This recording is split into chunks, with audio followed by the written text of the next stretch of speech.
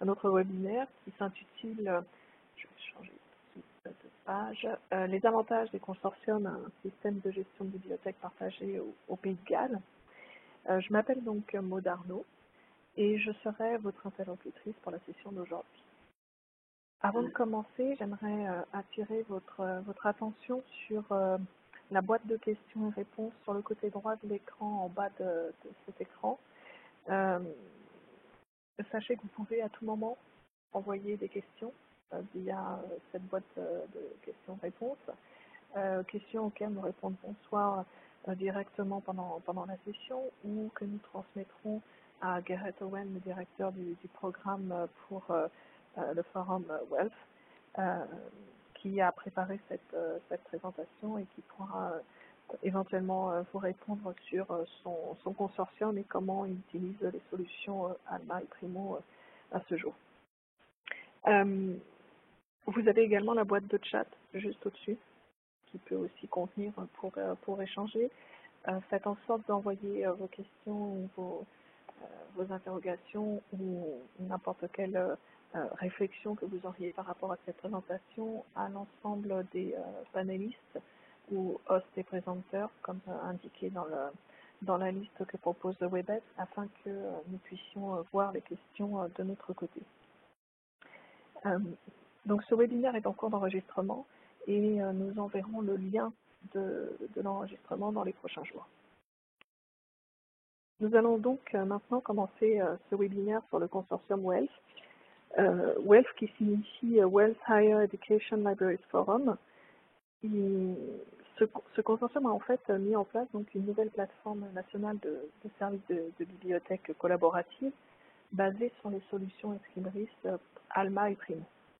Nous parlerons dans ce webinaire de la Bibliothèque nationale du Pays de Galles, de toutes les universités et collèges gallois et du National Health Services du Pays de Galles, qui ont ensemble combiné leur expérience pour créer une plateforme collaborative commune, poussée et large entre tous les membres du forum.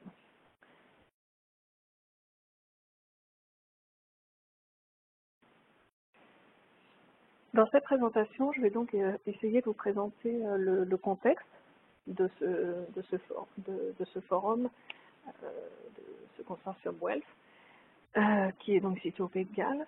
Vous parlez également des réflexions qui ont été menées et qui ont été tirées à suite au programme qu'ils ont mis en place. Essayer de vous décrire un peu aussi le processus d'évaluation des avantages du passage à une solution consortiale, en tirant donc les conclusions, voyant les avantages réellement obtenus et ceux qui étaient prévus, et puis les perspectives pour l'avenir, et si nous avons le temps et si vous avez des questions, répondre éventuellement aux questions ou y répondre ultérieurement. Alors pour ceux qui ne connaissent pas très bien le Pays de Galles, donc c'est un pays situé entre l'Irlande et l'Angleterre, il fait partie du Royaume-Uni, mais il possède son propre gouvernement et par ce biais, il a une gestion administrative propre qui, par exemple, concerne l'éducation. Il y a deux langues officielles, l'anglais et le gallois. L'anglais est parlé par tout le monde et le gallois est parlé de manière courante par environ 20% de la population, ce qui représente environ 500 000 personnes. Donc ces deux langues doivent être utilisées obligatoirement pour tout système public, toute interface publique au Pays de Galles.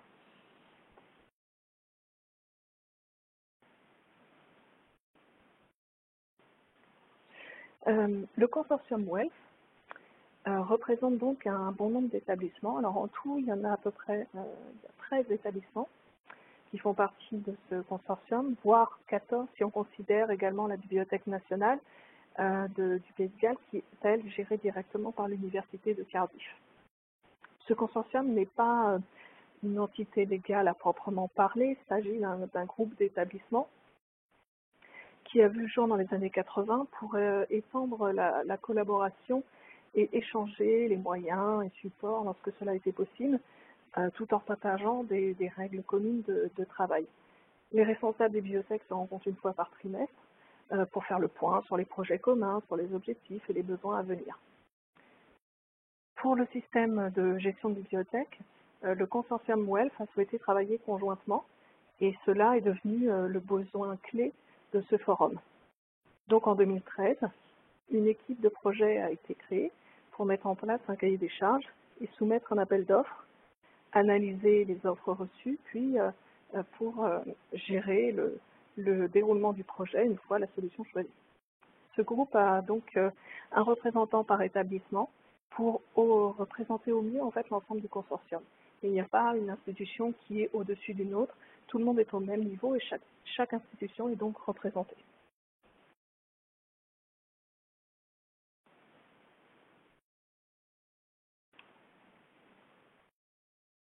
Alors bien que ce consortium possède 13 ou 14 établissements si on compte la Bibliothèque nationale, un petit nombre a souhaité rejoindre le projet LMS, le projet de changement de système de bibliothèque. Parmi ceux-là, vous avez donc 9 universités, une bibliothèque nationale, 20 bibliothèques du NHS au Pays de Galles, et ce qui représente environ 12 millions de notices bibliographiques. En 2014, quand le contrat a été signé avec Eximris pour ce consortium, pour WELF, il y avait 6 LMS utilisés, donc 6 systèmes de gestion de bibliothèques différents, et plusieurs outils de découverte également. À la fin du projet en 2016, le résultat, c'est qu'il n'y avait plus qu'un seul système de gestion mutualisé et un seul outil de découverte qui représentait en fait ce qui était pour le consortium WELF réellement la clé de la réussite du projet pour prouver une amélioration obtenue.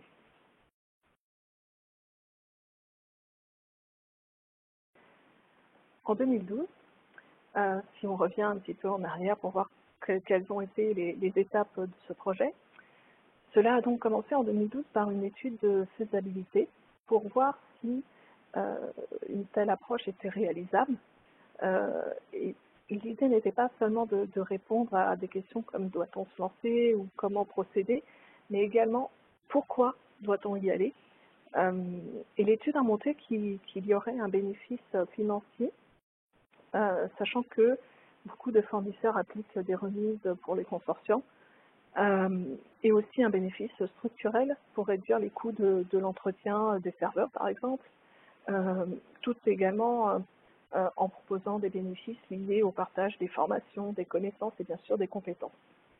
Donc en conséquence, en 2014, le forum a décidé de poursuivre en publiant un appel d'offres européen pour un système unique comportant le système de gestion de bibliothèque mutualisée pour l'interface professionnelle et également un outil de découverte pour l'interface publique. L'appel d'offres est sorti en janvier 2014 et la même année, en décembre 2014, le contrat a été signé avec la société Eximris. Il est à noter que toutes les institutions ont eu une entière liberté de dire si elles souhaitaient ou non poursuivre le projet. Elles avaient donc librement le choix de se retirer si cela était souhaité, mais en réalité, toutes ont choisi de poursuivre le projet. Cependant, pour une gestion un peu plus souple de ce projet, sachant qu'il y avait beaucoup d'institutions à mettre en place, il a été décidé conjointement avec Eximris de gérer le projet en 3 phases, qu'on appelle des cohortes, entre 2015 et l'été 2016, où le déploiement s'est achevé. La première institution en production a été l'université de Swansea, et la dernière en production a été l'université de Cardiff en août 2016. Le projet en cohorte a permis à chaque institution de respecter ses calendriers internes et aux institutions partant en même temps de mieux collaborer entre elles. Par exemple, l'université de Swansea avait en parallèle un projet de création de nouveaux bâtiments et souhaitait donc démarrer dans leurs nouveaux locaux en même temps que démarrer avec le nouveau système. C'est pourquoi ils ont été les premiers à partir pour correspondre à ce besoin local. Le contrat avec Eximris a été signé pour une période de 7 ans, avec la possibilité de le prolonger pour les 5 ans, pour 5 ans de plus. Donc juste pour revenir sur les leçons tirées de cette expérience, on en a noté quelques-unes ici. Je pense que la première, c'est la mise en place de garanties qui peut donc aider à instaurer la confiance, avec en particulier la possibilité pour chaque établissement de sortir librement du projet si cela était souhaité, sans aucune contrainte de la part du consortium. Cette liberté a rassuré chaque établissement et a permis à chacun de pouvoir profiter du projet à son rythme et quand c'était souhaité. Une opinion centralisée aide le processus. Ceci, en fait, est remonté après une enquête interne et a démontré qu'une personne représentant le consortium, une personne donc indépendante des institutions, était mieux acceptée, appréciée, que si elle avait appartenu à l'un des établissements du consortium. C'est très utile pour les discussions en interne sur les choix à mettre en place dans les outils pendant la phase de mise en œuvre, par exemple. Autre chose qui est importante, c'est le département informatique. C'est crucial dans le cas, spécifiquement dans le cas d'une équipe disséminée, comme c'était le cas ici au Pays de Galles, à travers plusieurs institutions qui ne sont pas localisées au même endroit. Et la majorité des contacts, en fait, pendant le projet a été fait à distance, mais malgré tout, les équipes informatiques se voyaient tout de même de temps en temps sur site pour discuter des projets en cours et de leur réalisation. Ils ont utilisé d'ailleurs une variété d'outils pour ces discussions et ces échanges, partant de Skype, SharePoint, Google Docs ou même l'outil Yammer de Microsoft pour échanger en temps réel entre les équipes de chaque établissement du forum. L'alignement des politiques est également important. Au début du projet, en fait, le gouvernement gallois a alloué des fonds pour ce projet et a signifié à l'ensemble des personnes Pays de Galles sa stratégie en fait pour mettre en place un réseau d'échange entre les bibliothèques du Pays de Galles. Et ceci était donc en parfaite symbiose avec le projet du forum. Également, la validation externe est utile. C'est-à-dire que, par exemple, l'étude de faisabilité que le forum avait réalisée en 2012 a permis de valider les choix pris pendant le projet 2 ans après. Les fournisseurs également apprécient les gros clients en proposant, par exemple, des remises spécifiques au consortium. Mais surtout, ce qui est à retenir, c'est qu'on constate aussi qu'il est plus facile de s'adresser à un consortium de 11 établissements plutôt qu'à 11 établissements séparés. Surtout que dans un consortium de 11 établissements, on a une voie centrale qui peut regrouper les besoins et les questions, etc. Enfin, une des leçons également tirées de cette expérience, c'est que ce type de collaboration fonctionne. Et ça, j'y reviendrai dans les slides suivants. Et enfin, pour conclure, la réussite d'un tel projet favorise la confiance et l'ambition de faire plus ensemble lorsqu'on est plusieurs institutions regroupées pour un projet d'une telle ampleur.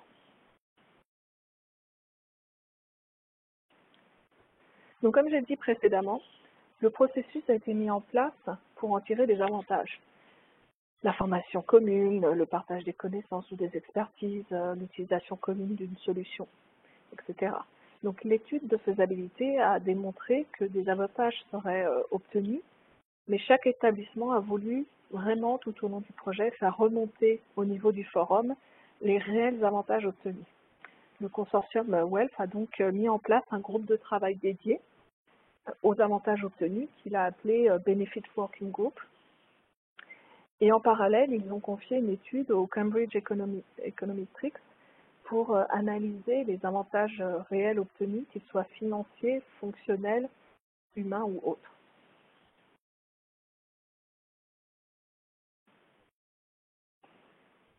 Cette étude du Cambridge Econometrics a eu pour objectif en réalité de comprendre et d'identifier les avantages du LMS du consortium WELF dans un cadre structuré et d'identifier la meilleure façon de mesurer en fait les avantages et les impacts de la mise en place de ce LMS dans le consortium WELF. Alors le périmètre a été fixé entre l'acquisition et le déploiement final.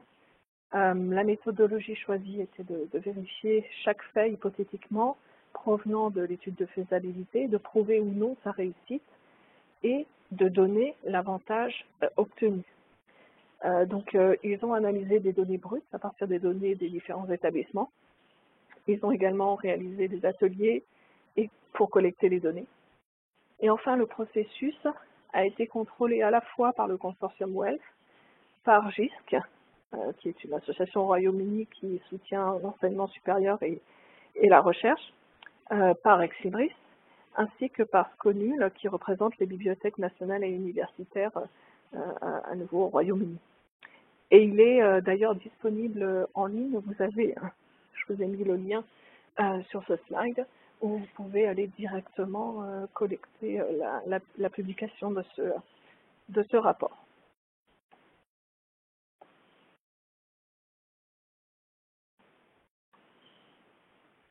Alors, comme indiqué dans l'étude de faisabilité, des avantages financiers étaient anticipés pendant cette étude, et l'étude de Cambridge Econometrics a confirmé cela avec, par exemple, des coûts plus faibles liés aux fournisseurs. Donc, on voit les deux premières lignes ici.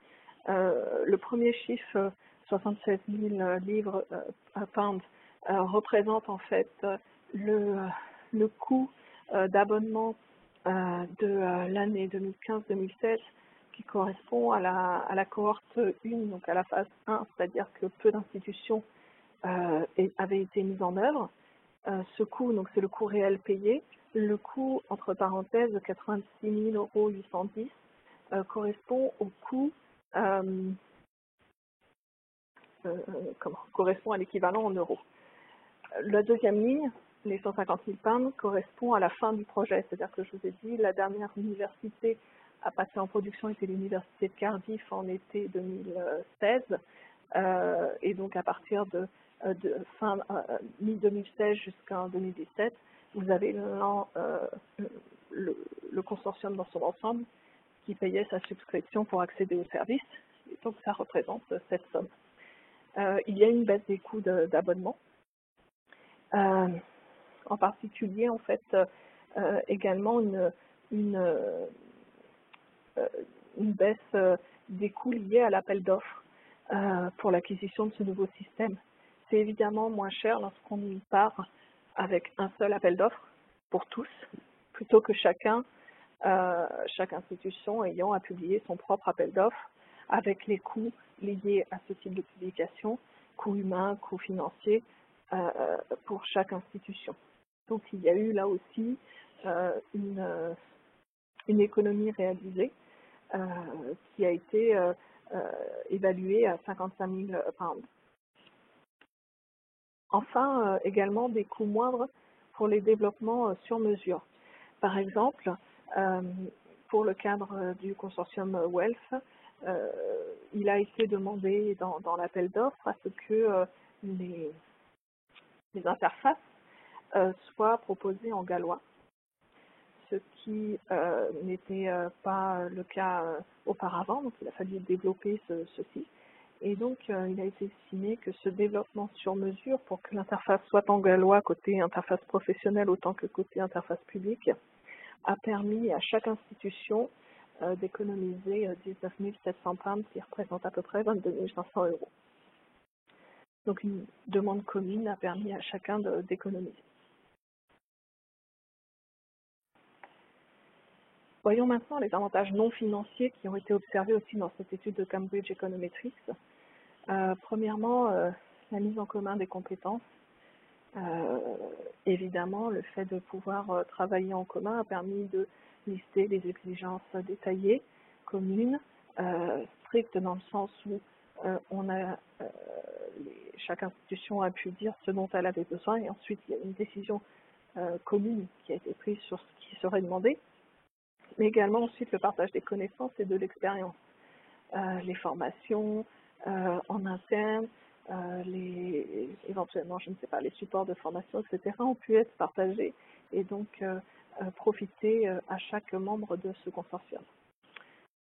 Enfin, le système répondait à un ensemble de spécifications élevées pour l'ensemble du consortium WELF, ce qui veut dire qu'un des avantages obtenus, c'est que des institutions de petite taille, faisant partie de ce consortium, ont pu bénéficier, grâce à cela, à l'accès à un système de qualité supérieure. Ce que Gareth Owen veut dire en fait dans ceci, c'est que dans l'ensemble du consortium, certaines institutions, les collèges par exemple, n'auraient pas forcément choisi par eux-mêmes individuellement un système comme ALMA, mais ils ont, grâce au consortium, pu profiter de l'accès à ce système pour leur institution. Et enfin, le fait que les interfaces publiques et professionnelles soient bilingues et fait partie évidemment des avantages profonds pour le consortium WELF. Vu que je vous le rappelle, le gallois est une langue obligatoire pour les systèmes informatiques là-bas. Alors parlons maintenant des avantages opérationnels obtenus. Ils sont en 3 catégories. Tout d'abord, le fait qu'il s'agisse d'un système de dernière génération basé sur le nuage. Donc c'est un service, un logiciel en tant que service du SaaS. Ça réduit évidemment la charge des équipes système. Pas de gestion de serveurs, etc. Pas de sauvegarde à réaliser. C'est aussi une garantie pour une meilleure intégration avec les autres systèmes informatiques.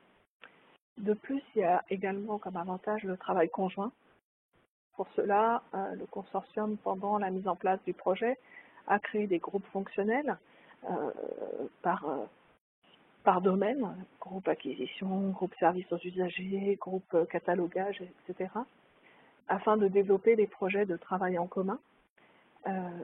Et comme je le disais tout à l'heure, le partage de la formation, des workflows, des flux de travail et de la résolution des problèmes. Et en dernier, plus de poids pour les achats. Le fait d'être un consortium ouvre l'opportunité d'obtenir des prix plus avantageux pour, par exemple, l'abonnement à des ressources électroniques, comme en France avec le consortium Couperin, par exemple. Faisons maintenant un rapide récapitulatif sur ce projet et sur les leçons à en tirer. Alors, il y a eu, c'est certain, une charge de travail élevée due à la mise en place de ce nouveau système, mais c'est évidemment essentiel et indispensable pour la réussite d'un projet. Il s'agit d'un processus continu. Tout ceci a aidé à dynamiser le programme et également à valider le programme. Et la validation externe, on en avait parlé précédemment, par l'étude de faisabilité et sa confirmation par l'étude de Cambridge Econometrics a été extrêmement importante parce qu'elle a permis de valider le choix qui avait été fait et de conforter en fait ce choix. Et enfin, un conseil de Gareth Owen de WELF a été de dire que si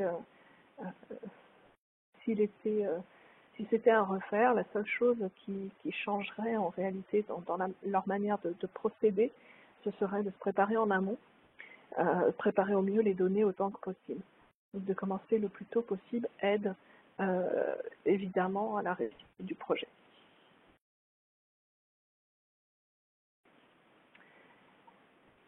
Alors, un seul SGBM offre vraiment la possibilité de travailler et de collaborer mieux ensemble. Et donc, à ce titre, les priorités du consortium WELF sont les suivantes.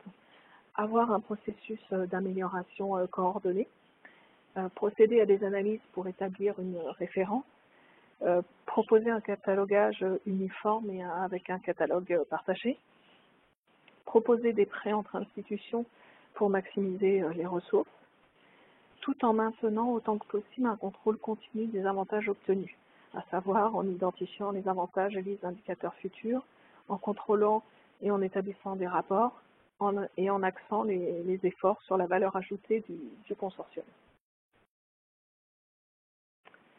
Je vais maintenant terminer ma présentation par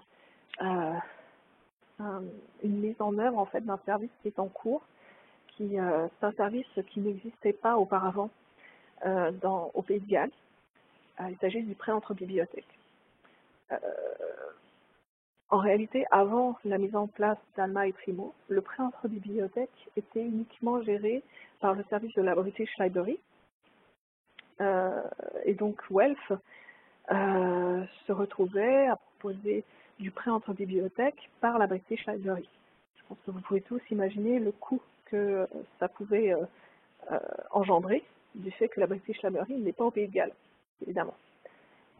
Et donc du coup, l'idée a été pour l'ensemble des acteurs de ce consortium de se dire, maintenant qu'on a un système commun, est-ce qu'on peut repenser le prêt entre bibliothèques et voir, de par notre collection locale, que l'on peut se prêter les uns aux autres, bien que sachant qu'évidemment ça ne remplacerait pas à 100% le service de la British Library, mais qu'au moins peut-être ça permettrait de diminuer les dépenses.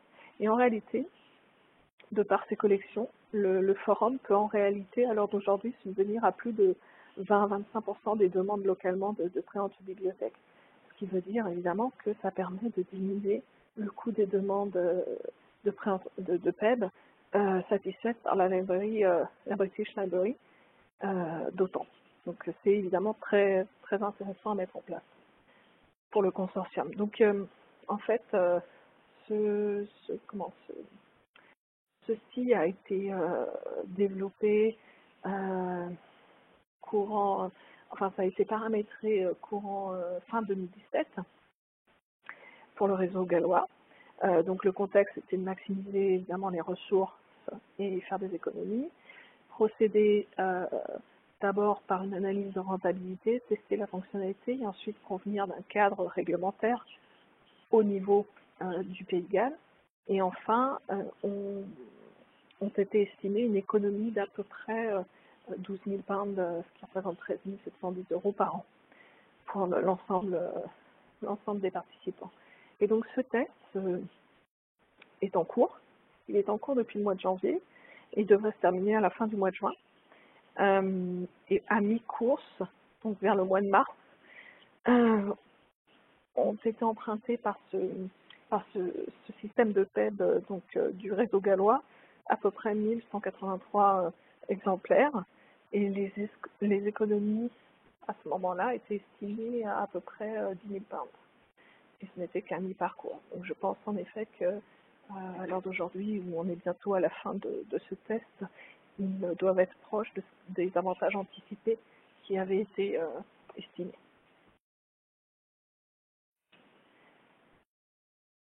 Donc ceci prouve à quel point en fait le consortium Welf a vraiment profité de ce programme pour optimiser leurs ressources, pour optimiser leur processus et pour obtenir une solution adaptée à leurs besoins, leur permettant de réduire les dépenses journalières de leur institution.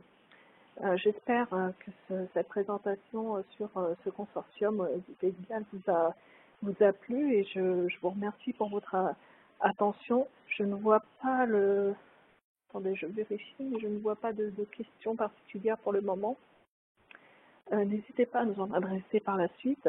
Et je vous joins également ici les coordonnées de Gareth Owen, qui est donc le directeur du programme pour le Waves Higher Education Libraries Forum, à l'adresse indiquée dans le slide ici, que vous pouvez contacter directement si vous avez des questions précises par rapport à leur mise en œuvre ou à leur utilisation d'Alma et Primo. Je vous remercie pour votre attention et j'espère que ce webinaire vous a plu. Bonne journée. Au revoir.